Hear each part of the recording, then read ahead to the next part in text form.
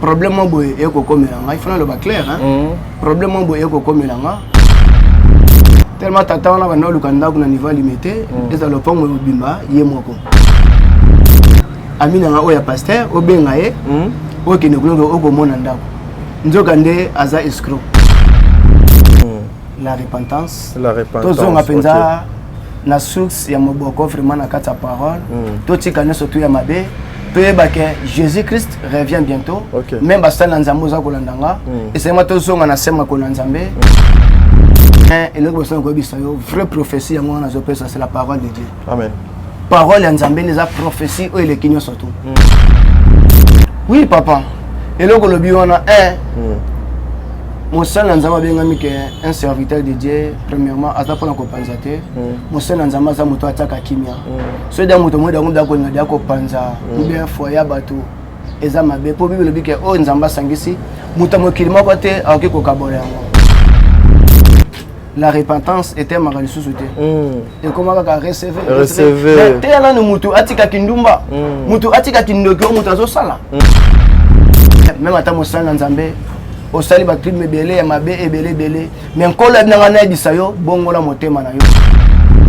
ngapina fandi nazo bangana ngate pona bike na sala nga innocent na ebele ko moko te nini na fandi boy nzoka ke ko benga ba policier oui nataka ba policier ba yewa oh papi prophète ngabitanga oh ça va toi qui na suicide. Vous êtes sur Top Media TV.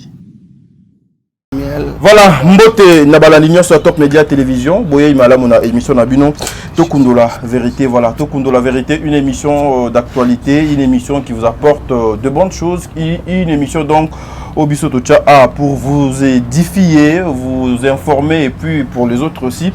Et Zalaka formation. Aujourd'hui, je suis allé chercher l'homme des dieux, le prophète. Il y a beaucoup plus bazo bengaye motonati kotak, c'est-à-dire Nzambe azoko sala, Nzambe azoko sala lorsque azoko leka, Nzambe azoko sala, azoko manifester à travers mon sala oyo azoko sala. Voilà, cette émission vous allez comprendre que tozali en direct, le numéro ya prophète et kozala affiché wana.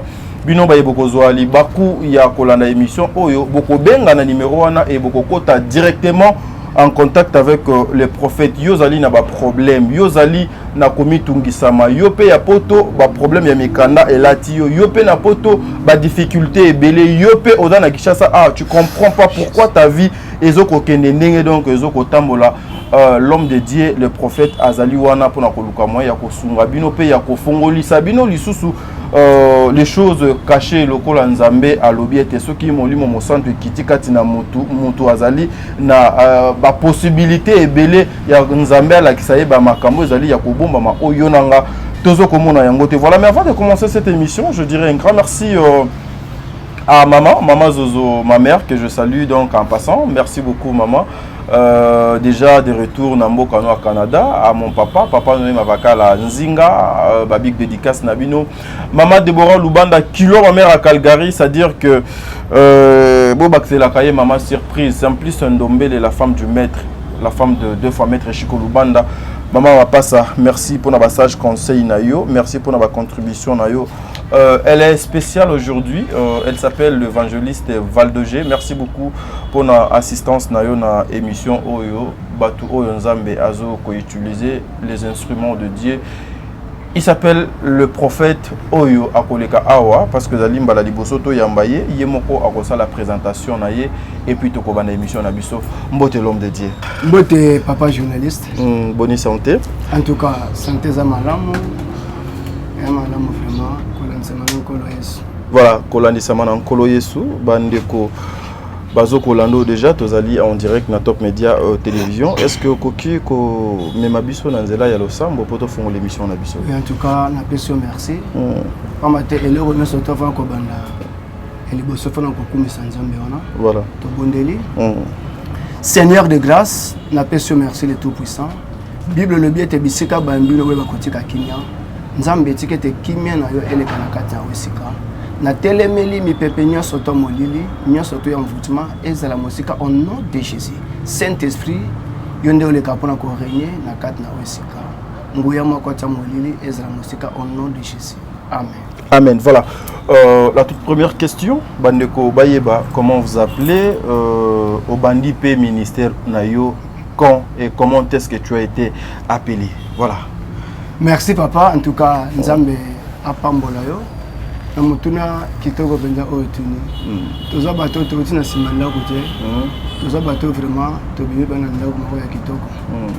Et liboso na no kombo na bengami na kombo ya bon, c'est pas mon temps, c'est pas bien appelé prophète, ils ont bien tapé frère Samuel Tabala. Pourquoi Okimi prophète? Parce que Naïbi, par rapport aux émissions que j'ai suivies, aux alliés prophètes, aux alliés Moto Nzambe a Tcheli Kabokati Nayo pour nous révéler les sources au Banana Nzambe, Kolendi Sabango, ministère Nayo, don Nayo, grâce au Nzambe à Tchekati Nayo, c'est beaucoup plus au Italie prophétie, non? Longoli yango, pourquoi tu as choisi à comme benga frère? Il y a qui kolongola ngote, ils ont un problème, on t'a bengi prophète, bengi frère. OK.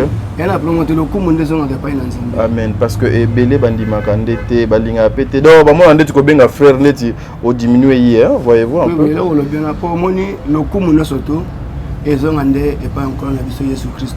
Nzamba tombola. Jésus moko ko tazondi makoto abenga ta moto pamba. Bongo na simple instrument. So bien frère bien ta prophète, ils ont un problème au Nzamba tombola yo. Et pas ya amashia. OK, Nzamba tombola yo lokola omikiti liboso na ye. Voilà, on continue la présentation na yo. Comme on a ndenge kana lobi prophète Samuel Tabala. OK. Nasir ndongo lobi soki na bimela wapi en tout cas papa oya consagranga na bike peba tebe tonto bayebi je suis le Kamba Kuzu ale kapemi mina bémission. Voilà, ça fait déjà combien de temps que tu as reçu Nzambe lokola mobi kisipe mokonzi na yo? OK. Banda na yambi Yesu Christ en tout cas et umeli makasi ba consacranga étant que prophète en 2002. Il va consacrer wana ton dans la Brazzaville. OK. Et pas il y a apôtre Didier Mungala. OK. Tant on est na casa Kinshasa, il y a lokola mission au Sénégal tinda kinga. Na Kinshasa on a ko travailler pas il y a pasteur quelque part na Ngaba. Ti kaka Nzambe na kokota ma prière pam Nzambe na liboso ay ko orienter na Kingaba et pas ya prophète Daniel. Mbali boso kana kuma ka pas prophète wana atal ngabi oza mosela Nzambe Nzamba ko utiliser puissamment makanga bia papa malamu.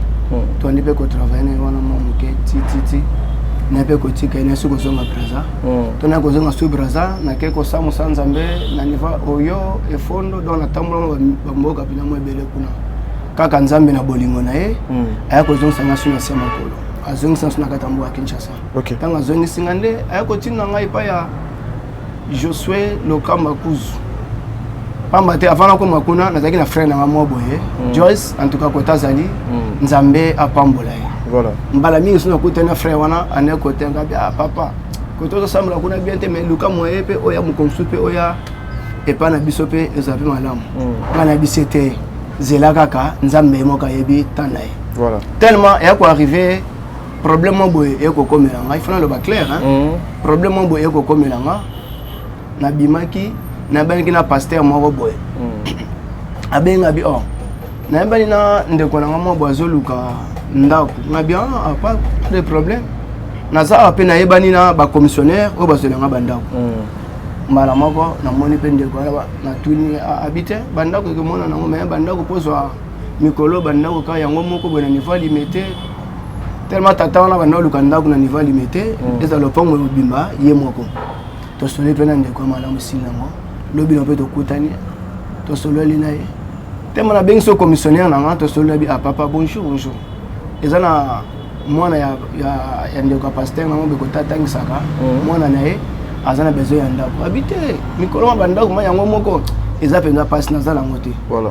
Tellement temps na zo katsa ka boy natala ndeko mo ba bengi papa zela na telemi tellement zaki pe pressé na makamsu ngoko ko sala na moto kama mandako na ndako mo bona niveau ya limité nga bien abi combien nga bien tellement zaki pressé nga bi bon zoka numéro ya amina nga oya pasteur obenga ye oke ne kulongo okomona ndako nzoka nde aza escroc tellement na PC numéro tellement zaki pressé nazoke ne ko bonda pona mutu mona ko tayi pen mba mona PC numéro nzoka tana PC numéro akena ndenge na ye kokoma komi kuna o prophète mutatininga kuma komandako yepe pasteur wana po abenganga te asali mbala mo confiance voilà c'est mbala mo confiance abenga mo ko mona cordon ote muto ye awa ananda una na niveau limité ngape kuna se banangelo ko moto bon ba mona ni na bazwani na eti na niveau limité ala kise penda ko aningi sababu moni ndako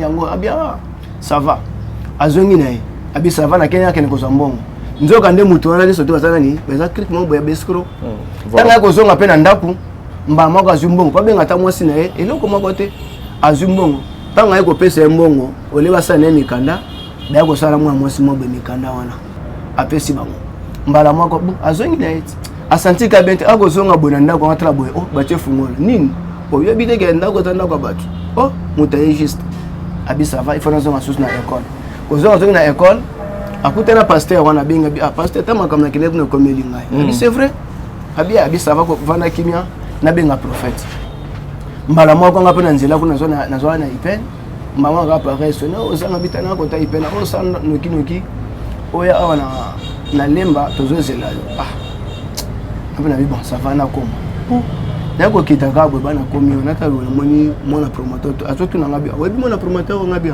na yebiti mbanga mara ya liboso na mone abia bato yo tindi awa nde banga bi ngana tindi mutu moko awa te ngana tindi mutu moko atuma promoteur tunga osuko bato ngabi na yebi bato wana te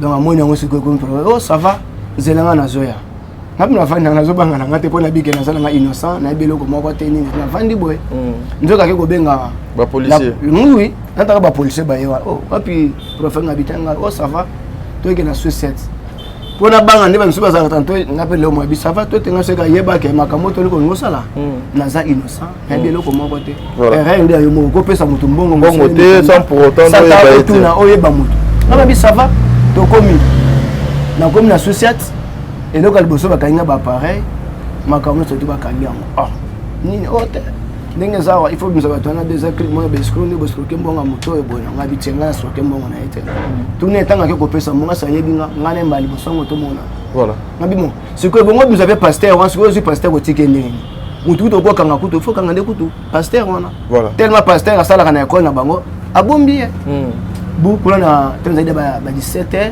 ba bité moyen okende ezate bakanginga wana na tebo pe na seki mba mona bengi grand scène na ngazana matete wana na benge na sinabite tala likambo komeli ngabo nzoka leso to ezaki ba plan ya nzambe bien aimé na bike nzambe azala ba mission ebele o asaka pour la biso bana nzambe mbala moko bazunga wana bu na kasho kokoma na komga na kasho boye mbala moko ta nazo kota ka bengba beta ngabuna bish bomekate naza mosali nzambe ndeko moko azalaki wana askroke kimbonga ba soki $3500 kokoma ngana komi asambela kate nini te kokoma ngana komi mona bi frère mona na komi yeba ke makambo na biso toi solution ezozo na habité na mosala nzambe na bien surtout ko sepela oya ma Yesu Christ ko la mo ko bi ki zo papa pas de problème na prison na lemba ozoya bisabato nzambe oui bon et ça déjà mission nzambe mbala mwana ya mbisi mutu na Yesu na bondeli pona ina bonde pona tant qu'on a prié pona wana moni miracle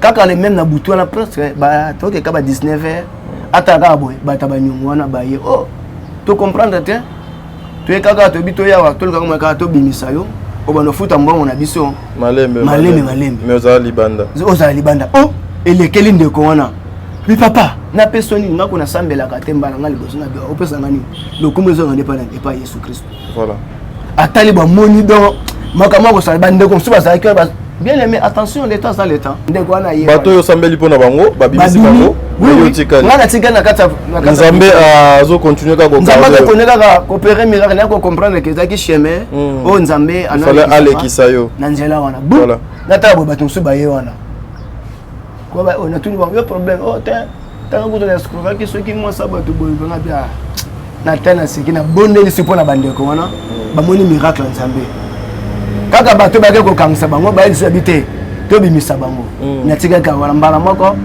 beau frère nga ye on a bien un prophète ko banga te na biki makamu sto ozana yo innocent mais erreur zande ya mutu wana mais ko banga te na minute ozo ki lesiko na parquet tanga la ka comme parquet bien aimé mais ki ma muteme sali na tango na ba mo ba chèque bien pasta na parquet kuna za ka chete na parquet ba to rumela raté e ka ko risquer OK ne makala nga bina sana nzambe et tant que likambo na lia ta different na yete na za singa nzamba ko bimsanga na pete amen ye moko ndo ko za sort na ye pour aya ko simba o ba simba kate na vande na bobu na bonde pona ba tusona ko mabutu na zo prier même ba soda ba zoya wana mwa ba bimsanga ko to libanda papa vanda no na vande wana e ko ma mardi na tongo ve ba 9h na ta ka boyo aye wana oh yo lelo ozomona na bi promesse ate sanya soto ko sala bu aye wana futi mbongo ya moto ezunga wana bakangisa basi na famille ko bakomi ko lela na famille boye na seki toketi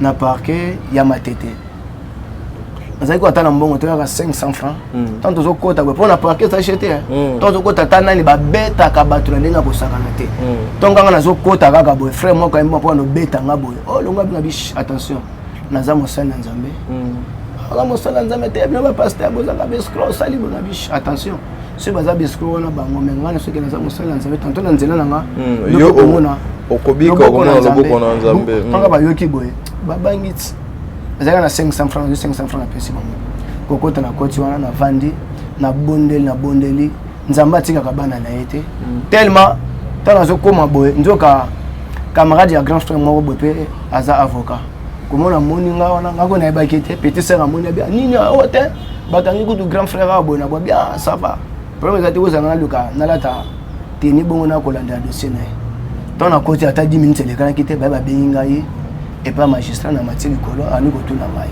kaka ndenge nayebisi yo mpe ndenge nazo nayebisi ye nalobi mbango mpe na avocat mpe azalaki wana abia eza ndenge nanga bia ça va nakoti nanga bien aimé ntango naya kozonga wana ekomona babutu na bandi bapriere wana jete bato be bamona miracle ya nzambe na bandi bapriere tititi na bondeli bato mosusu bazalaki wana basambelaka te tala kaka bakuluna banani bazalaki na 2015 bakuluna bato be baviolaki wana ezosengaka lobi il faut asali bakende makala mais ntango nakomi wana na bondeli mpona bato nayambisi bato ebele yesu kristu bato be bayambi jésus bamoni miracle bataka lobi comme na ba 11h baye kobenga bakombo mpo bato bakende makala 3 personnes baviolaki bana bato bakombo na bango eza wana te donc bakombo na bango mais bakombo na bango elimwa to babengesi na ta buka bandeko baye bakanganga na se bani kolela papa tala nzambe oninga sa nini ngamwe ezaki tala ndingi na saki mana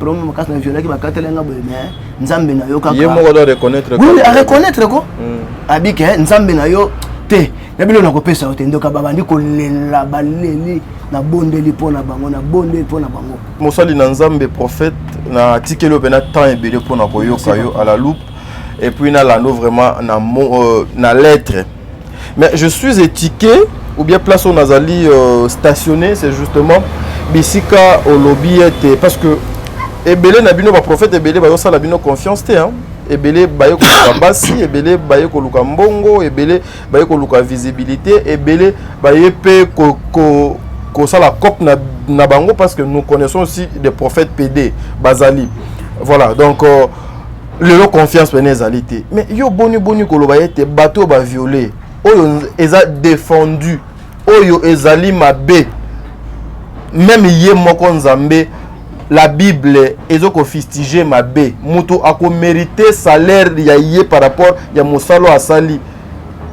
salaire ya péché ezali liwa boni mutu oyo a violé ba violer bana ya batu babimisi bana batu makila bayokisi bana batu passe bapesi ba famille passe yo sambela pona bango bakomona bango elimwa papa meka nano to meko solola hein to sololango sur le plan biblique et puis spirituel il y a beaucoup de personnes peut-être bakolanda yo awa to meka ko faire comprendre bango parce que déjà ezali parmi bambuma ezalaka défendu dans la Bible. Merci papa na motuna otuni papa journaliste otuni ma question mo kitoko pambate eloko zana liboso exactement que biso bana nzambe bande ko wana ba secteur nanu d'abord ko ya Jésus Christ comme Seigneur et Sauveur bayambaki Yesu Christ na kati ya motema na bango mobimba tango bayambi Jésus tana bondeli pona wande bamoni siko miracle nzambe te Bible zoloba même na kati ya croix to monaki ba miyibi wana mibale soko zina kati ya Matthieu 27 ba 50 quelque tango koyoka ngo ba miyibi na kati ya croix to monaki ngenge Jésus Christ musu a komi ko condamné atala biso ko makamto sali o na bité yekutu mwana mutu sako za lelo mutu sake nini masuna elimisa milelo to zangana wapi na kati ya paradis c'est ça et ça ndenge wana makana passage wana bon exemple sina ko pesa yo ata na kati na Bible na Luc 19 Zaché Zaché talambon o Zaché zaki nango metanga kotana kina nkolo Yesu Yesu abinini lelo lobi que ça écoute na kati ndako na yo azaki mukuse mais na foule wana ko kokuta na Jésus Christ était mais asali to ko matali ko lwa nzete mais tant que Jésus mona ce que kita abike lelo lobi que ça ni ezo kota na ndako na yo Zaché mama saki nini a se repentira ki abongola ki motema na ye ozomona batu kutu bakumi ko tuna bi o ndenge nini nkolo Yesu lelo o akei ko vanda na ndako ya mutu wanto bike mutu masumu tala kaka atala habité ndenge na yambi nkolo a se repentir habité bambonga bato na botolaki nazoto nsango susu ni fois deux pourquoi ami pesaki epai na Nzambe donc Nzambe ato sali crime ngwa ndenge nini soko yambi lokola mokompo bikisi o se repentir alimisaka pona libela biso batamokili nde okolimbi to limbisaka te abika limbiso mais loba comme ko ba yo yebi mais pas na Nzambe mo rappeler yo et pas Nzambe na mbala moko soka limbisio esili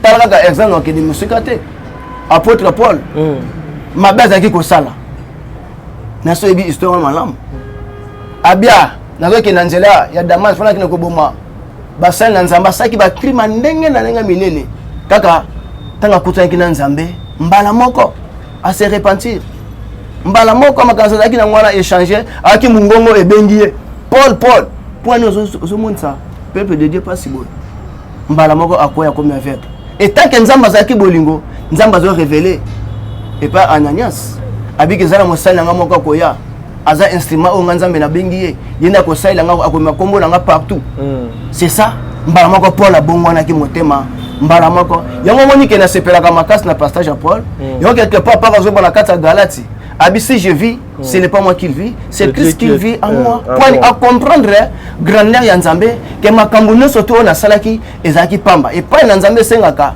yo mutu komi pesa corps en paix esprit ko se repentir na mabena on surtout et s'il libéra Nzamba zongisaka soute ka o wana boy na boy biso ne mokili to mona kandenge wana. Voilà, aujourd'hui thème na biso to kolobela ezali nini parce que na moi déjà na place to outil na place to komi ko pesa nga idée à thème moko boy na yebité ce que ezali pe kaka yango thème na biso oyo bonguseli bana Nzambe pendant 10 minutes auto tikali na yango ezali nini Nzambe yalola apambola na eloko lobi thème nga nazote ya eza thème moko ya kitoko makasi la repentance tozonga penza na source ya moboko vraiment na kati ya parole totika nyonso tu ya mabe toyeba ke Jésus Christ revient bientôt même basala Nzambe oza kolandanga et c'est moi tozonga na sema ko Nzambe na kati ya message ya repentance pourquoi repentance pour toyebi ke lelo o na mena balingomba ebele la repentance était ma ressuscité et comment ka recevoir tela no mutu atika kindumba mutu atika kindoki mutu azosala ta derrière o ezosala mamingi yango bino ba prophète bokomi beaucoup plus bato ya ba TikTok bon ezan ndenge so ba prophète nango bi c'est bien pour Nzambe tanga pesa ka vision apesa mutu na mission na ye tantôt ko pesa mission ko pesa vision bien ate mission za tantôt boy eza boy mais biso mo aller le truc ko détourner la mission Nzambe et loko za moto ya to tenir ba Nzambe repentance même ata Jésus Christ yemoko premier message elle besoin de côté abiso ezaka sur la repentance yango wana inutile to landa kao boy na boy ezana tina moko te to zonga penza na sia makona Nzambe to za militaire ya kolo Yesu Christo tant autres qui les attendent quoi mabe Jésus Christ revient bientôt dans la Bible que le salaire du péché c'est la mort mais le don gratuit est la vie éternelle bien aimé pose la vie éternelle les âmes sécurité et c'est maintenant zonga na kata source na ngana ezali na kata la repentance ou ezali ma clé ma casse mais yango wana voilà lelo ndeko moko ya mwasi se sentaka à l'aise kobimana mibali ya bato fidèle na mibali ya bato pendant qu'elle est encore célibataire. Ndeko moko pe abomaka mwa mingi, ndeko moko pe amesana komelane makila ya bato na conviction na ye na kibo mutu na ye atikala kokanisa te ke non lobi akoki kobongola motema na ye kolanda nzambe lokola lelo tozo kolobela o etali bobongwani ya mutu okoki kopesa bango message nini okoki kopesa bango ba passage biblique nini oyo ekoki kosalete na bandaku na bango etoucher mitema na bango pour que bazonga na droiture balongwa na banzela oyo ezali ya malamu te. Oui, papa en tout cas na yoki yo malamu en tout cas nzambe alola apambola yo nasi bandeko bisika bazali bazola na biso malamu même ata bible zo beso kaka apôtre Paul abike na zoli ngana sa malamu mais nazo kokate nzoka quelque part lisumu moko boye evana ke kati na bomo ina ezo retenir ye abi nazo sa malamu mais nazo comprendre te nzoka nini ezali lisumu ezo ko ba réclamation evana ke kati na bomo ina elonga na kiko so ndeko wana eloko liboso ezali esengeli bayamba Yesu Kristo ndenge bible zo bana kata Romains 10 verset 9 na mutu nyonso to ayambi Yesu Kristo kola mokoni mpo bikisi andimeli Jésus ke akufa ki passe quoi ki kat na bakufi arsène akobika. Donc première clé na yango wana esena bayamba Jésus Christ. Awa te bible zo ba eteke to bota makabana nzambe te to koma kande mwana nzambe tango mutu yambi Jésus Christ na kata ba moina yo ezo ko sali alliance na nkolo yango wana madongo ezo ko la première clé benzande yango wana pour lelo oyo même ata eloko lobi wana biso ne batamokili ndenge tozali to mona ka ye wana abomi mais pas na Yesu Kristo ndenge na peso exemple ya bandeko wana tamba yambi Jésus le lenge mo pour yo ndeko wana basala kama bebele eloko zo senga na bango batanga makomi na nzambe na Luc 19 babana na verset 1 wana ba mwa lisolo ya Zaché ndenge azalaki mutu na mbo mais tanga kutana ki na nkolo a se repentira ki mbala moko batukutu bandimeta bia ndenge nini nkolo Yesu andimika ko vanda ko kota lelo na ndako mutu masumu wana izo senga mabaya yamba Yesu Kristo lokola mokonzi pe mobikisi yango wana oyo penzana wakiko loba lisusu na kata Marc verset 16 toko fongola Bible na biso ozalo libo en tout cas nzamba pambola yo na kata Marc 16 verset verset 15 na 16. Or, tant de ce bénin de la repentance, c'est un changement du cœur et de l'esprit. Donc, nous changer nous montrer manayo kolongola kuma kamle surtout ya mabe wana. Na siba na nzambe bele baza kolanda nga malamu biska bazali.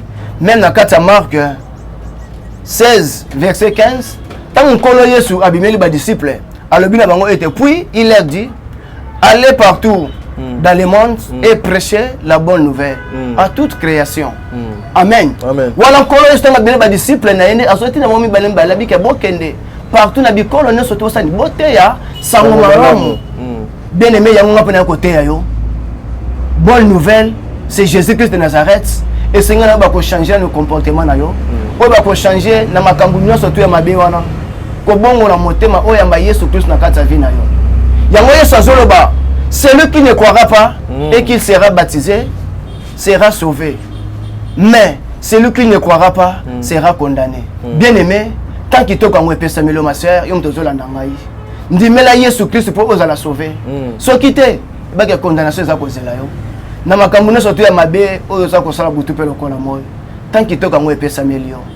Ya yo kotika ne soto ya mabe wana ma sœur, mon frère, même ata mo sala nzambe au sali ba crime belé ya mabe ebele belé mais nkolo na na bisayo bongola motema na yo zongela Yesu Kristo atindi banga bike bokene partout.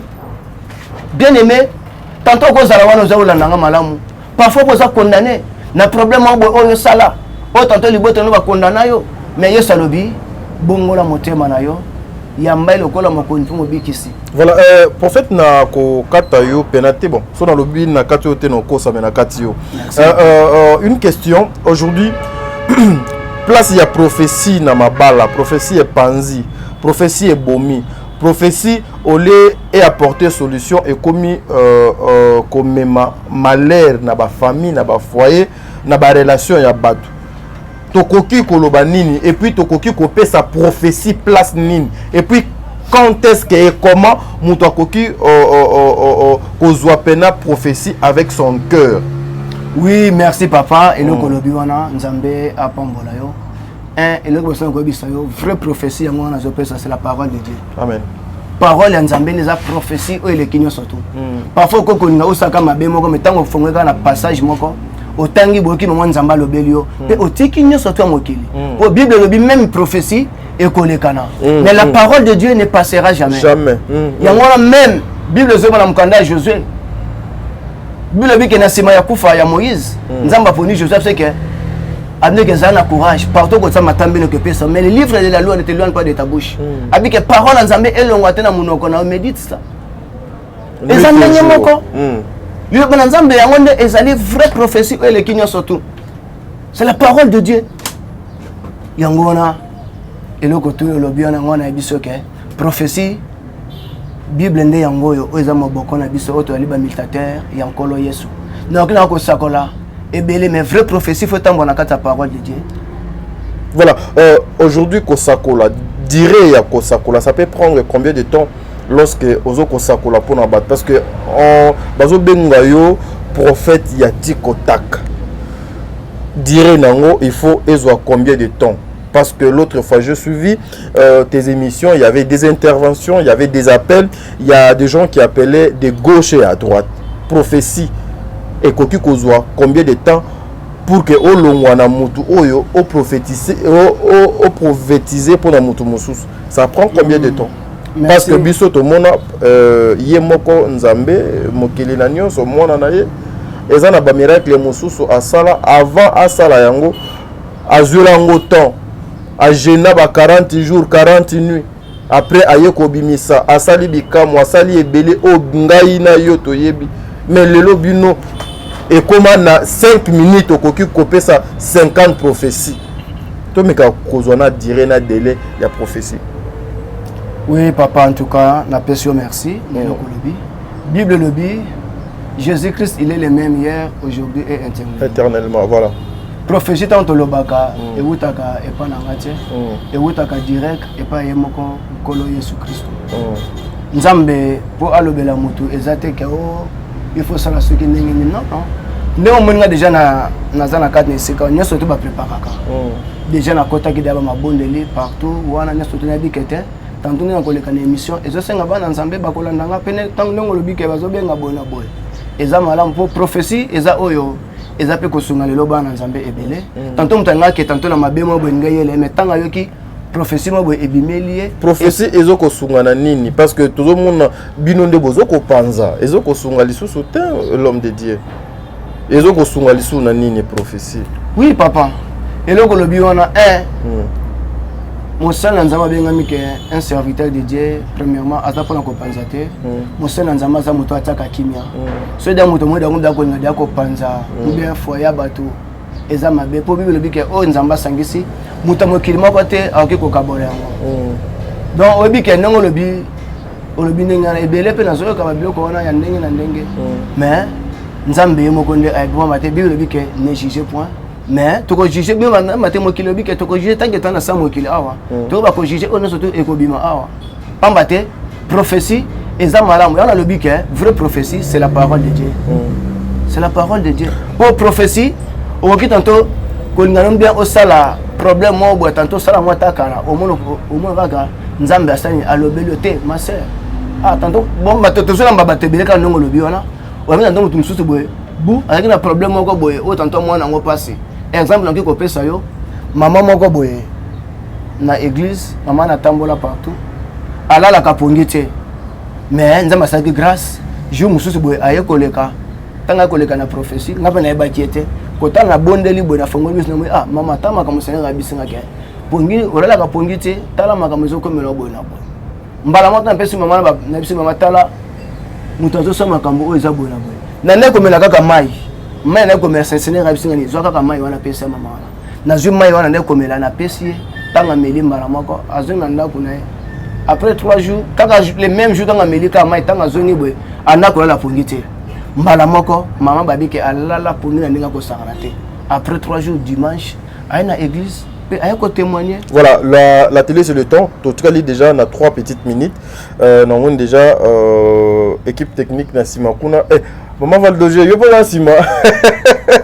Merci beaucoup l'évangéliste, merci beaucoup parce que vous avez assisté à l'émission Oyo.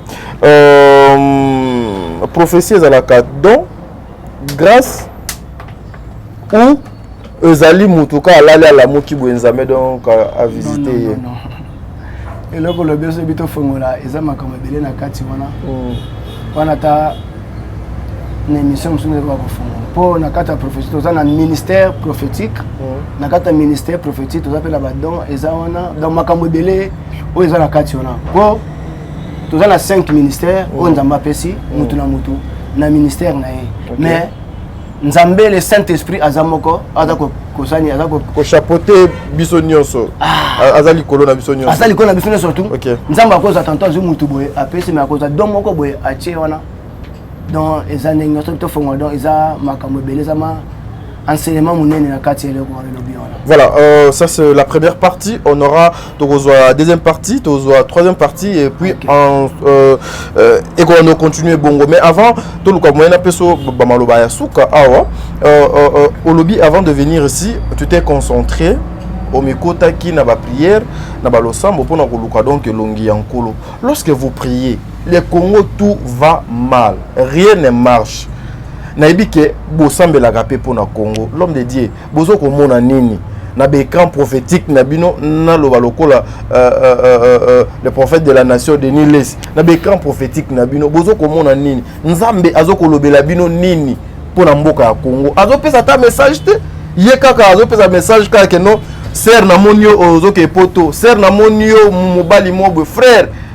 Jamais n'a eu capé de prophétie que ozo kende mbandaka ou bien ba Congo nyonso ezalaka na poto so koki ko répondre ngai l'homme de Dieu. En tout cas merci na eloko wana oyo lebi olobelo moko ya motu ya makasi Nzambe azali Nzambe ya miracle asala ka malolenge ebele net na kati ya mboka na biso na Congo yaso ke soki mboka o Nzambe za na mboka te mbobi ke toto kufa déjà kala voilà Nzambe lingi mboka na biso ya Congo makasi pour basala Nzambe batebele bazolela mingi pona RDC mboka Congo za mboka moko kitoko mboka o ekebonga pe eza déjà na kati ya kobonga eza mboka mama malamu za mboka na biso tozo bondela pona yango butu pe lokola moi soki te mbeda to ngada to kota na makamsu me batu baso bakufa ne tala kaka maladie o to wuti nango ebele basala Nzambe ebele bakota ki ba mabondeli be to kota ki ba prière pona kolela na tina mboka na biso ya Congo tozoka na ba pays étranger batu bakufi boyo na bomena kata Congo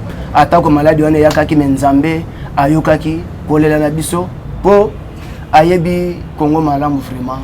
Prophète Nzambe azo laksa bino nini pona Congo, c'est ça ma question. Azo laksa le côté azo tika biso ka boyo donc azo monaka makamususu il y a ma vie personnelle mais oyo la vie en général à Congo Nzambe beaucoup les lata dans l'axabiso donc à l'axabino message oh même Nzambe na piso message moko te pour na mboka na bino Congo. OK donc lobi wana eza malamu na koloba o Nzambe alobeli ngai te na koba koloba pour la minute Nzambe apesa un message moko na Congo. J'ai l'impression que Ozali sincère Ozo inventer ma camboté, c'est parce que tu es encore au début. Qu'est-ce que tu es venu chercher na YouTube? Parce que Toyebi, c'est un monde de baise, c'est un monde de trop salut, c'est un monde de mambo belé. Oyo lukani. En tout cas, Nzambe apambola na eloko tikoloba. Koko mona pona le kana boza pambate. Pambate Nzambe abisenga eloko moko abike tala pepe na ngai bazolela bazonyo komana lenga kosakana te. Maté mi baza côté ya ma ezapena malamu te. Kende na message moko ezaka ka clé la repentance. Pour bana Nzambe bazonga na kata repentance mabe eleki mingi. Est-ce que yo pe okokoma lokola ba ndeko mosusu to yebi lelo ba koma ba grand évangéliste bango baza somme ba grand prophète donc qu'est-ce que nous pouvons attendre un peu de votre part Nangambo Nayo sur le plan spirituel avant que tout les Kanamaka Moussous, parce que je suis très fier et très content de voir que vous avez un manager Oyo Azoko manager yo, c'est quelque chose de bien. Oh bah tu es belé bazalaka na yangote yo moko, je pense au Bimsa Kombo ya manager Nayo Oyo bozo ko travailler naye ensemble. Qu'est-ce que nous pouvons attendre en tout cas Nayo? Merci na question na Oyo Tiko na. Il faut bien que et pas na Nzambe musala munene ona oya muke azalaka te. Biso tozo saka musala ka moko ya Nzambe. Biteza moko kaka nini ba amanze basanini. Babika bazonga na sema ko na Nzambe. Merci mesdames et messieurs, je pense que vous avez compris. Elle a répondu. Quand je dis elle, c'est la personne. C'est une personne, n'est-ce pas? Bino Bolugaga place à ma bé pour Bozoa. Ah non, je savais. Je dis elle, la personne. Donc voilà, le serviteur de Dieu, le prophète, je pense qu'il a répondu à ma question à Bissot. Une dernière pour Nathalie Kameto Kabwana, c'est du nouveau. Aujourd'hui, tu travailles comment avec na manager Nayo Ezali Maman Valdoge Bozo pour travailler ndengeni? Bon, en tout cas, Maman Valdoge et Seka Zali Penza. Nzambe apambole vraiment malamu azama moko azama malamu makasi nde andimi makambo surtout elekana. En tout cas Nzambe vraiment apambola ye afongole sur ma porte ebele na souci o yazanango pona ko lekana l'émission bozama sécurité. Nzambe vraiment apambole na bisika o yazali. Est-ce que vous avez préparé pour YouTube? Parce que l'internet n'est pas l'église. Est-ce que vous allez préparer au pied d'un pylône? Oui, papa. Nous avons Jésus-Christ, nous avons préparé sur Jésus-Christ à la carte. Nous avons église, église. Vraie église, il y a des mots qui sont sur la carte de la Bible, nous avons 1 Corinthiens 3,16. Avec que vous ne savez pas, votre corps, c'est le temple de Dieu. Vraie église alinde nous autres au côté mo konkolo avandiwana autre naka kunisa ka ensemble mo boye mais église ndeza ngoyo yo na zolo belonde oza déjà église ya Nzambe. C'est ça inutile ko détruire temple na Nzambe ngo isa zo ba ke on esa ko détruire temple na yeba ko so ko détruire mutu wana ezande nzoto o biso tozali oyo yo memeli biso asika ona to vivre te na ba o déjà tozala na bango e ko zala ni. Oui ma papa eloko lobiona eloko na moko ya sekezali kaka eloko moko komoka ya Jésus-Christ tozonga mana sama kolona ye na kata repentance eloko motu ya makasi zango wana même biso baso na Nzambe tozonga mana sama kolona Nzambe na kata message zaka moko ya repentance moko bongola motema vraiment. Voilà, kobongola motema. Je te vraiment en une minute kobongola motema. Est-ce que yo moko zali déjà vrai au bongoli déjà motema, tu es déjà en Christ? Oui, na de kat na Christ. Pambate Bible zoloba soko tangi na kata Jean 1 verset 12. Abike na mutu no soto oyambi apesi so pouvoir ya so yako koma bana na Nzambe. Donc tant oyambi Jésus Christ na kata ba moina yo mbala moko okomi déjà mwana na Nzambe. C'est ça. Tokoyeba yo ndenge nini ke oza ya Nzambe. OK. Eloko lobi pesa ile moko motu ya makasi. Pour ton thermomètre té hein. Oui, Nabike eloko tuno ezale mwa kitoko ndenge pe osambela ka Nzambe. Nzambe pe okipe kokota pe wa prière na otuni Nzambe talsanga ma prophète wana ndenge na ba état d'âme na ndenge ni. Mon frère, obiton na zolo ba awa. Nazoma na lumière makasi zo kita. Seigneur nanga na bisayo kanga makasi na Nzambe oza mutu moko oza na kata komikitsa makasi.